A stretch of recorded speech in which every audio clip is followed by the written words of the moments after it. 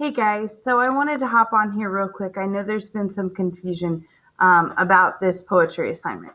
So basically, this poet that we're about to read today, William Carlos Williams, he was a huge influencer on all of the poets that came after him because he did something that no one had done before that.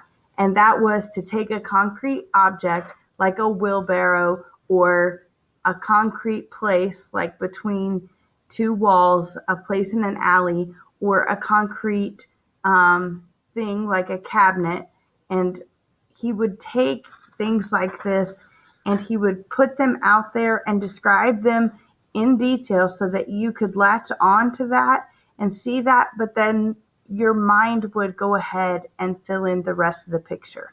So when I go ahead and read the red wheelbarrow, I just want you to close your eyes and I want you to picture what I'm reading to you, but then I want you to look around and see what else is there. What else is your brain or your imagination showing you? So I'm going to read the red wheelbarrow and I want you to picture the red wheelbarrow plus what else you see, and then we'll talk about it. The red wheelbarrow. So much depends upon the red wheelbarrow glazed with rainwater beside the white chickens. When I read this poem for the first time, when I let myself close my eyes and see what Carlos or William Carlos Williams was describing, I could see the wheelbarrow. I could see it shiny with rain. I could see white chickens walking around next to it, but I could see so much more. I could see an overcast sky that is probably the reason for the rain. I could see a farmhouse back in the background. I could see a red barn. I could see other farm animals out in the pasture. I could see shovels and things of that nature laying around.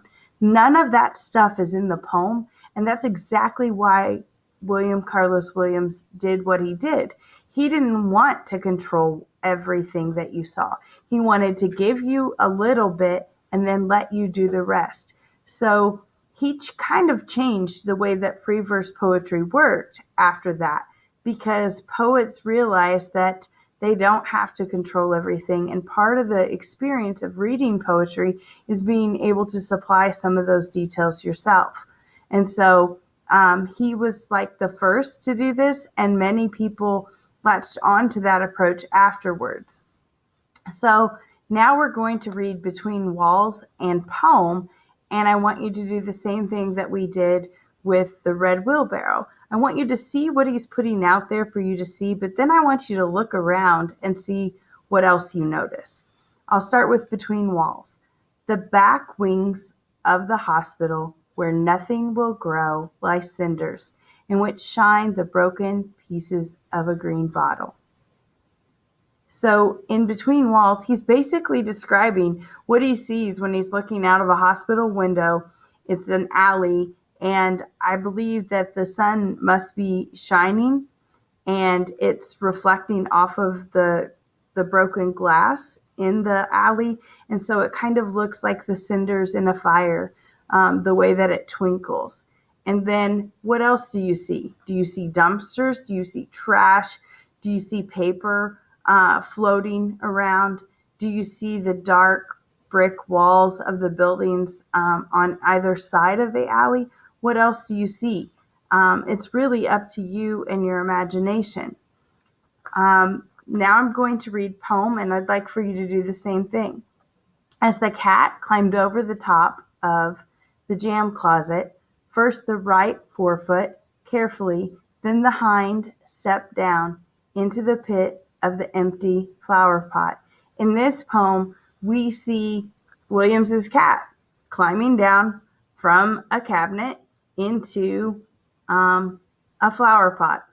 And I think the thing that inspired this poem was the cat's grace, the way it carefully is able to maneuver obstacles like a jam closet, which would be like a cabinet or a pantry, and then to land softly and gracefully into a flower pot.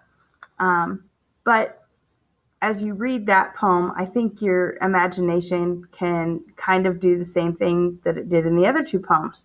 You're not just going to see the cat, you're not just going to see the cabinet, you're going to see the rest of the room. Maybe it's next to a window and you can see out the window, or maybe you can see the kitchen that this pantry is part of.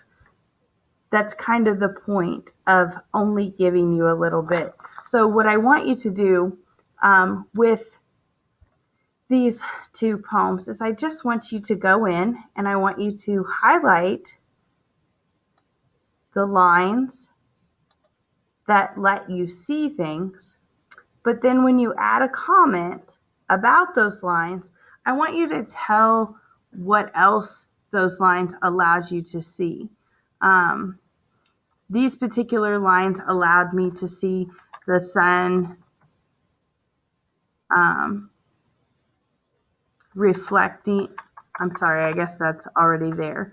Maybe when I got to this part, I also saw the dirty walls of the building. Can you guys see that? I don't know why it's not showing you this. There we go. The dirty walls of the buildings on either side of the alley.